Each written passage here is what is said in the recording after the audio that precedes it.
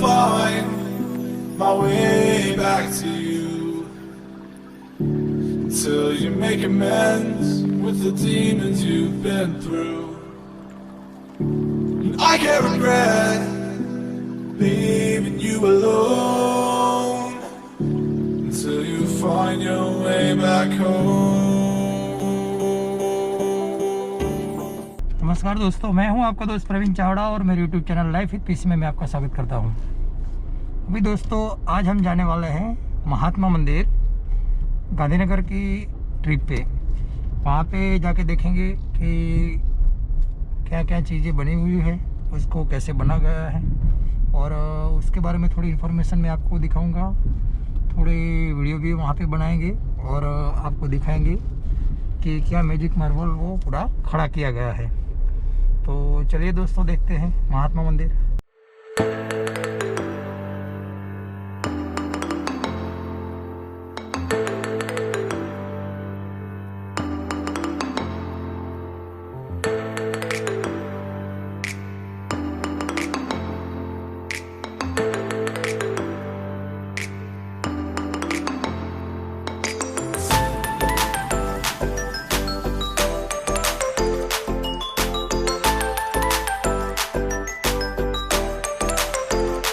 आज दोस्तों हमारा है महात्मा मंदिर गांधीनगर, और ये जो पूरा स्ट्रक्चर है ये गांधी जी की लाइफ और उनकी फिलोसॉफी पे प्रेरित होकर बना गया है।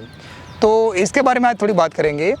तो सबसे पहले मैं आपको थोड़ी इन्फॉर्मेशन देना चाहूँगा, क्योंकि मुझे लगता है कि घूमने से पहले थोड़ा ये हमें जान लेना चाहिए कि क्या क्या इसमें कुछ ऐसी ख़ास बातें हैं, क्या क्या इनमें मतलब काम किया गया है, कैसे इसके हॉल या डिज़ाइन या ग्लास स्ट्रक्चर पूरा बनाया गया है। तो चलिए इसके बारे में थोड़ा जानते हैं। सबसे पहले मैं दोस्तों आपको बताना चाहूँगा कि ये जो कॉन्वोकेशन हॉल है, सेंटर है, वो भारत में जो सबसे बड़े गिने जाते हैं उनमें से एक है, और इसकी लागत करीबन 215 करोड़ आई है। और ये पूरा जो प्रोजेक्ट है महात्मा मंदिर वो 34 एकड़ में यानी कि 34 एकड़ में फैला हुआ है। तो सबसे पहले मैं आपको बताना चाहूँगा कि यहाँ पे जो लोगों की कैपेसिटी है वो 2500 लोग बैठ सकते हैं। यहाँ 4 हॉल है, और जो थिएटर एग्जीबिशन हॉल है उसकी क्षमता करीबन 6000 लोगों की है। उसमें कोई कॉलम नहीं है और पूरा सेंट्रल एसी हॉल है। और यहाँ पे इसकी जो नींव रखी गई थी, मैं आपको बताना चाहूँगा कि 1 मई 2010 को नरेंद्र मोदी जी ने इसकी शुरुआत की थी। इसके बारे में एक रोचक तथ्य ये है कि इसको जल्दी से जल्दी यानी कि 182 इतने दिनों में ही बनाया गया था, यानी कि हम बोल सकते हैं कि आराम से 6 महीने के अंदर पूरा खड़ा कर दिया गया था। और यहाँ पे आज तक vibrant Gujarat global investment summit होती रही है। उनमें से हम गिन सकते हैं तो यहाँ पे 2011, 13, 15, 2017, 2019 ये बड़ी बड़ी इवेंटें होती है। इसके अलावा प्राइवेट फंक्शन भी होते हैं, एग्रीकल्चर जो एग्जीबिशन है वो भी यहाँ पे होते हैं। तो ये सब इवेंट्स होती रहती है, और एक बहुत ही बढ़िया ये पूरा स्ट्रक्चर है। आगे हम बात करेंगे तो इसका जो पूरा डिज़ाइन और स्ट्रक्चर का काम है कंस्ट्रक्शन का, वो L&T and Shapoor ji Pallon ji company करके उन्होंने पूरा डेवलप किया, डिज़ाइन किया और कंस्ट्रक्ट किया है। तो ये दोस्तों जानने की बात है कि यहाँ पे हम देखेंगे कि यहाँ पे 2 फेस है। मेरे पीछे आपको एक दिख रहा है वो जो विंड मिल का एक मोनूमेंट है, बड़ा सा चरखा जैसा, जिसे हम बोल सकते हैं हैंगिंग पूल है, वो फेस 1 है। और इस तरफ जो डोम है तो ये फेस 2 है। और यहाँ पे मैं आपको बताना चाहूँगा दोस्तों कि जो फेस 1 है उसकी लागत आई थी 135 करोड़। और यहाँ पे 3 एग्जीबिशन हॉल मेरे पीछे जो दिख रहा है वहाँ पे, और एक स्मॉल हॉल जो है, यानी कि कुल 4 हॉल मिला के क्षमता 3 हॉल की 500 और एक जो बड़ा हॉल है उसकी 1000 लोगों की बैठने की क्षमता है। साथ में ये जो फेस 1 अगर हम देखें तो पूरा हो गया, उसके बाद बारी आई फेस 2 की। जो यहाँ पे मैंने आपको दिखाया कि सॉल माउंटेड एक मेमोरियल पूरा बनाया गया है। तो आपको देखने में यहाँ दूर से थोड़ा ऐसा लगेगा, लेकिन इसकी बातें भी जानने में बहुत ही रोचक है। इसकी लागत आई थी करीबन 80 करोड़, और इसमें एक गार्डन है, एक वाटर बॉडी, एक पैसेज बनाया गया है, और साथ में अंदर म्यूज़ियम, रिसर्च सेंटर और लाइब्रेरी है। और यहाँ पे दोस्तों जो फेस 1 की मैंने आपको बात की, तो उसमें 7 हाईटेक कॉन्फ्रेंस हॉल या मीटिंग रूम बनाए गए हैं। उसके साथ जो कन्वेंशन या एग्जीबिशन एरिया है वो पूरा करीबन 20,000 स्क्वायर मीटर में फैला हुआ है। और ये पूरा जो स्ट्रक्चर बनाया गया है उसमें नेचुरल लाइट और एयर वेंटिलेशन की बहुत ही बढ़िया फैसिलिटी दी गई है, यानी कि ग्रीन एनर्जी के बेस पे इसको पूरा बनाया गया है। इसमें वेस्ट वाटर मैनेजमेंट की सिस्टम लगाए हुए है, इसके साथ एनर्जी सेविंग लाइटिंग का भी प्रयोग किया गया है ताकि बिजली की खपत कम से कम हो। तो इको फ्रेंडली एक पूरा बिल्डिंग है, हम यहाँ पे देख सकते हैं। और साथ में मैं आपको बताना चाहूँगा कि ये जो फेज़ 1 और फेज़ 2 है उसको जोड़ने वाला जो सस्पेंशन ब्रिज है, तो ये हमको पता है 1930 में यानी कि 1930 में गांधी जी ने सविनय कानून भंग आंदोलन किया था और दांडी जो नवसारी के पास गुजरात में है, तो एक चुटकी नमक अपने हाथ में उठाकर अंग्रेजों के जो कानून थे उनका भंग किया था और शुरुआत की थी। तो उसके याद में ये पूरा ब्रिज बनाया गया। तो आप देखिए यहाँ पे ऊपर 2 विंडमिल लगे हुए हैं और साथ में ये पूरा एक स्ट्रक्चर एक हैंगिंग पूल है, तो ये बहुत ही बढ़िया है। इसके साथ अंदर जो चरखा बोलते हैं तो उसको ये रिप्रेजेंट करता है। साथ में ये विंडमिल जो लगी हुई है, तो एक तरह से आपको दिखेगा कि गांधी जी ने अंग्रेजों को भगाने के लिए कहा था कि वो व्यापार करने के लिए यहाँ पे आए थे, तो उनका मेन उद्देश्य राज करना नहीं था, प्रॉफिट कमाना था। तो उन्होंने क्या किया कि कहा कि आप उनको आर्थिक तरह से नाकामयाब कर दीजिए व्यापार करने से, तो अपने आप को चले जाएंगे। तो इसको प्रेजेंट करता है। इसके अलावा इसके अंदर 2 लकड़ी के बड़े बड़े चरखे लगाए गए हैं और साथ में अंदर बहुत बड़ा स्ट्रक्चर बढ़िया तरीके से डिज़ाइन किया गया है। जो कॉलम है वहाँ पे 42, तो आप देखोगे तो उसमें ऐसी बात है कि गांधी जी ने जब दांडी यात्रा की थी तो करीबन 378 किलोमीटर अहमदाबाद साबरमती आश्रम से दांडी तक वो चले थे। तो बीच में जो गाँव आए थे तो उनको वो रिप्रेजेंट करता है। यहाँ कुछ ना कुछ उनका वहाँ से कंट्रीब्यूशन लेके यहाँ पे कोई एलिमेंट लाके इनको बनाया गया है। और साथ में दोस्तों मैं आपको ये बताना चाहूँगा कि जो ये पूरा डोम है इसमें गांधी जी के जीवन की झांकियाँ है। उन्होंने जो आंदोलन किए, उनकी पढ़ाई, उनका जीवन में जो कोई घटनाक्रम हुआ, उन सब की बातें हमें यहाँ पे जानने को मिलती है।